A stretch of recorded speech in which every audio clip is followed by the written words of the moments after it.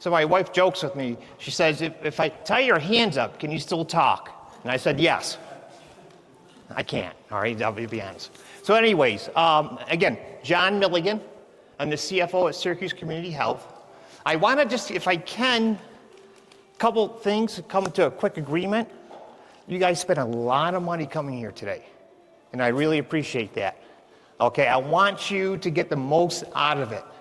So can we make this a safe zone, no judgment whatsoever? And if you have questions, ask your questions. I want to make sure that you get your money out of today's, and tomorrow's presentation. Okay, so not just for today, but going forward, if we can make this a safe zone, I would appreciate it. Okay? I see some heads nodding. Okay, all right. And again, we are in Vegas. So what happens here in Vegas stays here. Yes, exactly. So, quick show of hands. I kind of want to get a sense who's in the audience and stuff. Anyone from hospitals or health systems? Okay. Anyone from private practices? Just 1, 2, 3-ish, 2.5. Are you okay with that? Yep, right, 2.5, okay. What about any payers in the room? Okay, so we got the one payer over here, all right? So if we go through the presentation, we talk about those payers, and I applaud you. I would never raise my hand in this room here, but again, hats off to you, thank you. Anyone from any FQHCs, fairly qualified health centers like me? Oh, we got one over here.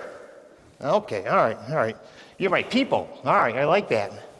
What about from a clinical, those are in clinical roles? Can you raise your hand so I know who's what? Okay. Anyone in operations? Oh, I need my clicker. Can I have the clicker, please? Okay, thank you. Operations? Just a few, okay, all right. How many people have already implemented some sort of AI in their operations? Okay, so we got quite a few, all right. So what I'm gonna do today is I'm gonna take you through my journey in an FQHC, okay, which is a fairly qualified health center. So again, for those that don't know, FQHCs, fairly qualified health centers, were created by the government to give an enhanced payment so that you can take care of the Medicaid population in your area. Okay, when I say enhanced, it's a couple extra dollars. That's all it is. But the requirements is they want to make sure not only do you address their health needs, but to some degree, the social determinants of health that goes with their health needs. Okay, so we're FQHC in Syracuse. It's an urban organization. Okay, I think we serve a zip code. I think it's like one of the 5 poorest zip codes in the country. Okay, so the people that we come in and we deal with, they have some issues. Okay, and I will tell you, health is not their primary concern. They're more concerned, where am I getting my next meal? What am I doing for housing? Who's going to watch my kids? So when it comes to health's on the back burner for them. Okay, and what we try to do at Syracuse Community Health is provide health services to kind of move that up the chain if we can, where we can. Okay, we're located in Syracuse, New York. Okay, we get a lot of snow. I mean, a lot of snow. So transportation is a significant issue. Well, John, I hear you got Medicaid cabs. Yeah, we have Medicaid cabs. What Medicaid cabs do is they get you there an hour prior to your appointment. And then maybe they'll be there an hour after your appointment. Okay, so it's transportation, a significant issue. Food, significant issue. So what we try to do is we try to put all our services under one roof. Okay, so what do we have? We have primary care, we have behavioral health, we have dentistry, we have vision, we have care management, which is something different. We have a food pantry where we provide food as medicine for our folks, especially our diabetic folks.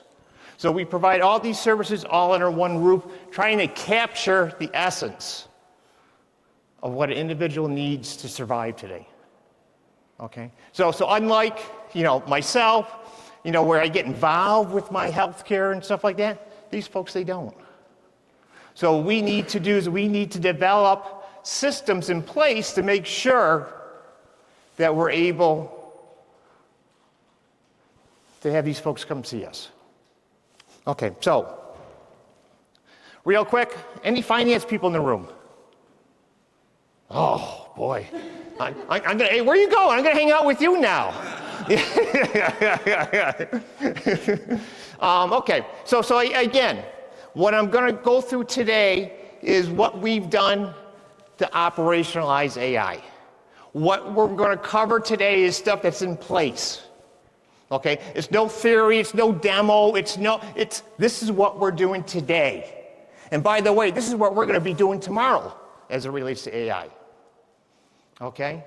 I spent 35 years in healthcare. Okay, I was on all sides. I was on the hospital side, I was on the health system side, nursing home side, I was on the regulatory side. 8 years ago, I got involved with FQHCs. And I tell you, I will never go back. What FQHCs do is they change the lives of individuals. And if you can change the life of an individual, you're going to change your family. If you can change your family, you're going to change generations.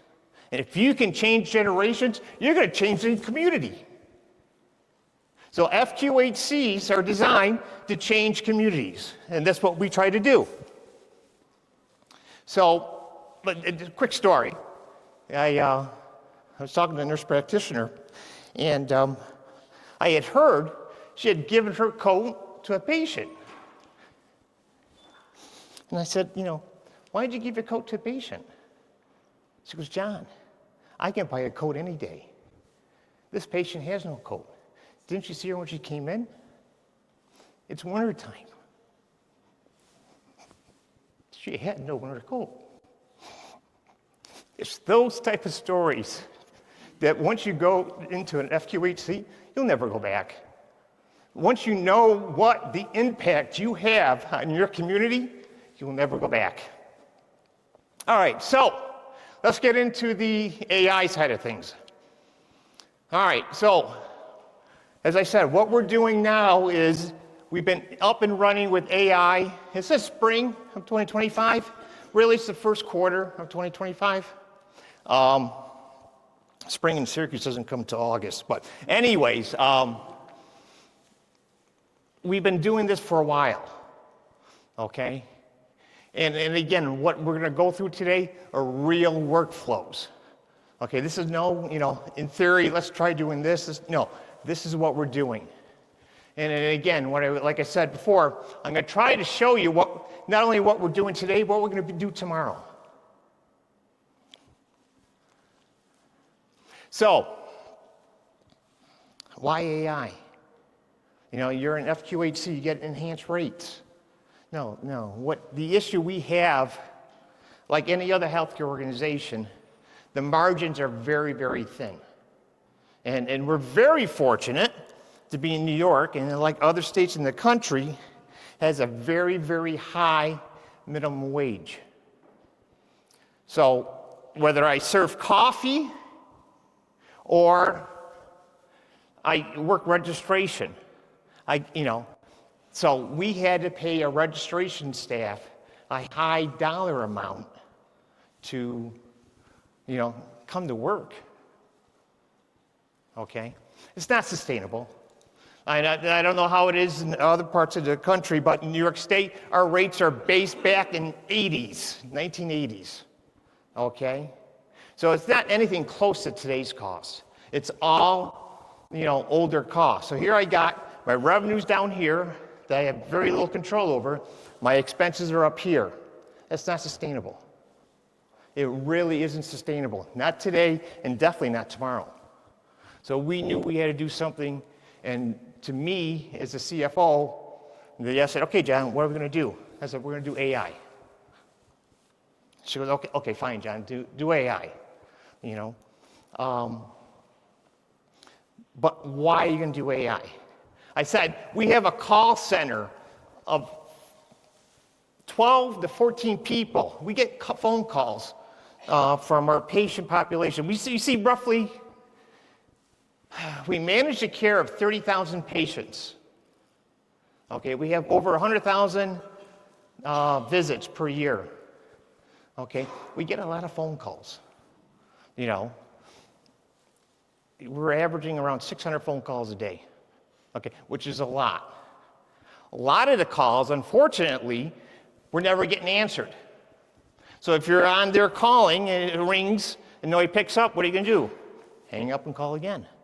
Call later and stuff. So out of that 600 phone calls, not all of them were original ones because they were duplicates. So I said, okay, that's my pain point.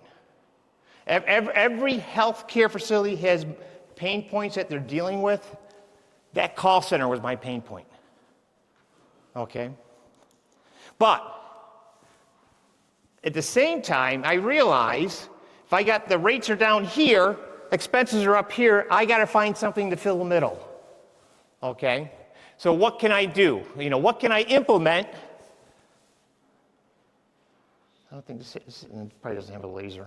What can I implement that will take the waste out of the system? What can I implement that will close the care gaps? Again, these are people who may not, you know, their last visit might have been 2 years ago. And they come in because they're sick. Well, you know what? If you don't get seen for 2 years, you're going to be very sick, and you're going to have other issues you got to address and stuff like that. So what we're trying to do is we're trying to develop a system that brings the people in more often, okay? And again, what we try to do, this one here is big. A lot of, again, from the exit interviews that we have from folks, people didn't find meanings in their job, especially the registration people. You know, and we were turning them over like a hamster wheel, over and over and over again. They didn't find, you know, I said, well, what do you mean? You're talking to these folks, you're answering the phone calls, well, you want to do more. I said, okay, fine. We'll have you do more. We'll get you more involved with the patient care. So those are the reasons why we wanted to go to AI. So what I want to do is I want to kind of show you what we did, my mistakes. I think they call them lessons here. My errors, my mistakes. You know, I will tell you what worked out very well and what didn't. But again, this is something that you can take back Monday morning to implement if you wanted to. So what I needed to do, I needed to do something with that call center. So the thought was, okay, what can I do with the call center to get AI in there and stuff? So I went through and looked at a lot of different vendors.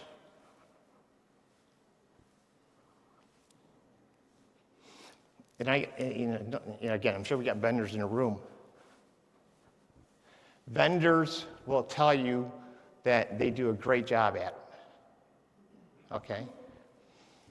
Who laughed? We're the best at it. I said, okay. So you need to do a little digging as it relates to that. And the other thing too is, I'm an FQHC. I have a very limited IT staff. I can't have my IT staff caught up doing AI work. So I had to find a vendor that would work with me. Okay?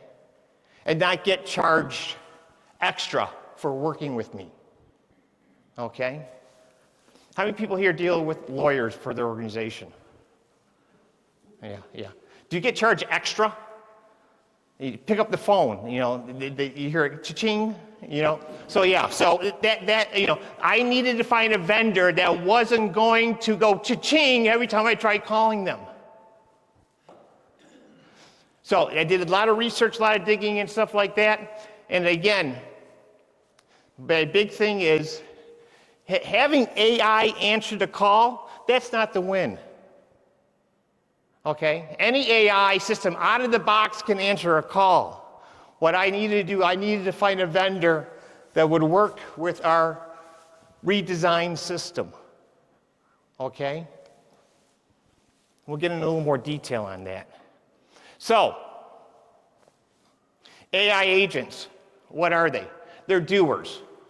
They take a task and they go from end to end. It's not a utility you drop in. It's nothing that comes in a box and you implement it. No, they're doers. And what's nice with the AI side of things, it works best with repeatable workflows, like scheduling and stuff like that. And again, the big thing for me, after doing all this research on AI, I couldn't have a chat GDP do this.